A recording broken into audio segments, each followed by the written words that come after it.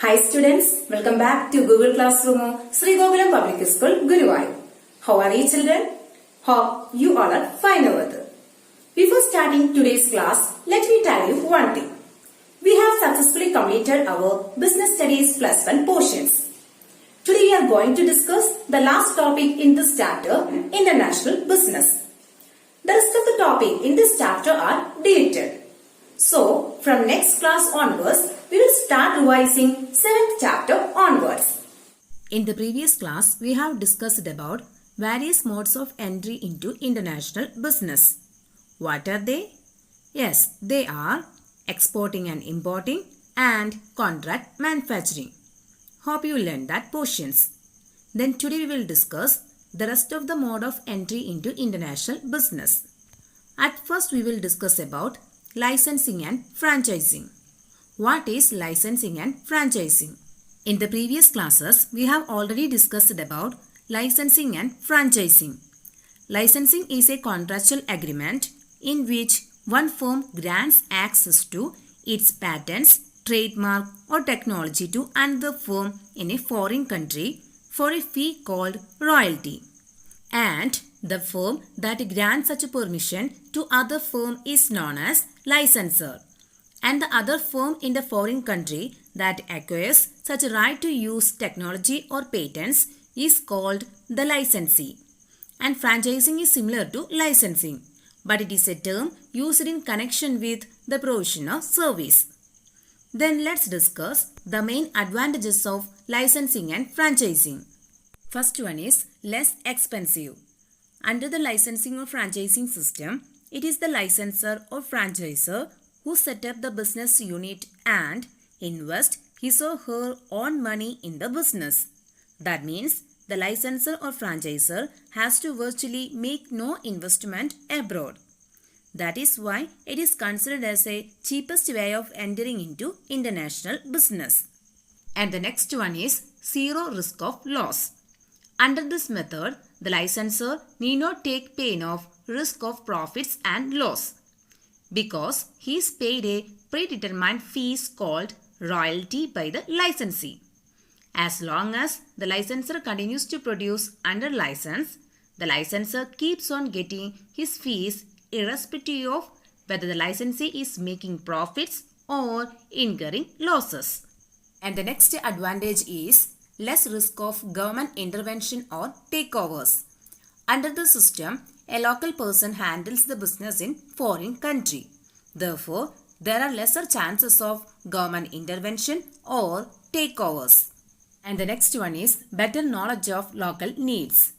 Since the licensee is the local person, he has better understanding of local needs, marketing strategies and business environment. And the last advantage is safety of intellectual property rights.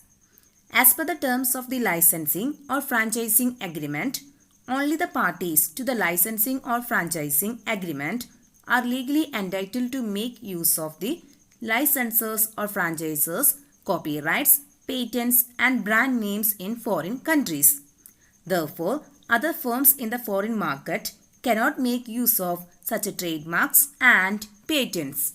So, these are the main advantages of licensing and franchising. Then, let's discuss the main limitations of licensing and franchising. The first one is, when a licensee or franchisee becomes skilled in the manufacture and marketing of the licensed products, there is a danger that the licensee can start marketing an identical product under a slightly different brand name. And this may lead to severe competition to the licensor or franchisor. Under the system, if the agreement not maintained properly, the trade secrets can get revealed to others in the foreign markets. And the last limitation is that there may be conflicts in between the licensor and licensee over issues such as maintenance of accounts, payment of royalty, etc. So these are the main limitations of licensing and franchising. Then let's discuss the next mode of entry into international business, that is joint ventures. A joint venture is a combined effort of two or more organizations to undertake a project and share its profit and losses jointly. Then let's discuss the main advantages of joint ventures. The first one is less expensive. It is financially less expensive because the local producers also makes some contribution in equity capital.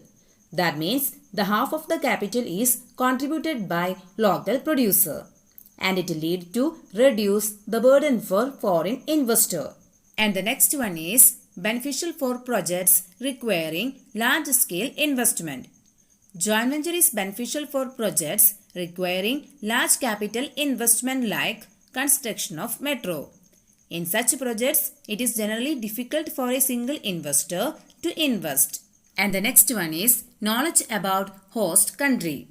The foreign business firm benefits from a local partner's knowledge of the host countries regarding the commodity conditions, culture, language, political systems, and business systems. And the last one is less risky. In many cases, entering into a foreign market is very costly and risky. And this can be avoided by sharing cost and risk with local partner under joint venture agreements. So these are the main advantages of joint venture. Then let's discuss the main limitations of joint venture. The first one is sharing of technology. In joint venture, the foreign firm shares technology with the local producer. But it is very risky because he may start a business of his own once he gets familiar with the technology. And the next one is conflicts. There may be conflicts in managerial decisions because there is dual ownership arrangement. So these are the main limitations of joint venture. Then let's discuss the next mode of entry into international business, that is wholly owned subsidiaries. Under this mode of entry into international business, the parent company acquires full control over the foreign company by making 100% investment in its equity capital. That means the parent company buys equity in a firm in another country and acquires full control over it. Then let's discuss the main advantages of wholly owned subsidiaries. The first one is complete control over operations.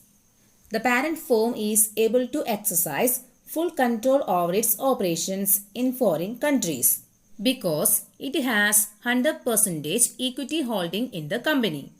And the next one is no need to disclose technology. Under the system, it is not required to disclose its technology or trade secrets to others. So these are the main advantages of wholly owned subsidiaries. Then let's discuss the main limitations of wholly owned subsidiaries. The first one is 100% investment. The parent company has to make 100% equity investment in the foreign subsidiaries. Therefore, this form of international business is not suitable for small and medium-sized firms which do not have enough funds with them to invest abroad.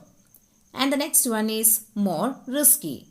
It is more risky because the parent company has 100% equity investment and it has to bear all the losses. And the last limitation is government rules and regulations. Some countries do not allow to establish 100% wholly owned subsidiaries in their countries. Therefore, this form of international business operations becomes subject to higher political risk. These are the main limitations of wholly owned subsidiaries. With this topic, we are ending this chapter. So students, I hope all of you understood the concept clearly. And please note that the notes of the lesson and test paper are also attached along with the class. Make use of these available materials. Study well and attend the test paper without fail. That's all for today. Thank you.